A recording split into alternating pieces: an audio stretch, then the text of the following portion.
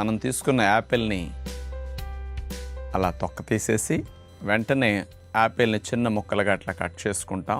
బీట్రూట్ని కూడా ఎక్కువ వేసేస్తే ఘాటు వేరుగా ఉంటుంది, కలర్ కూడా బాగా రెడ్గా అయిపోయి బాగోదు.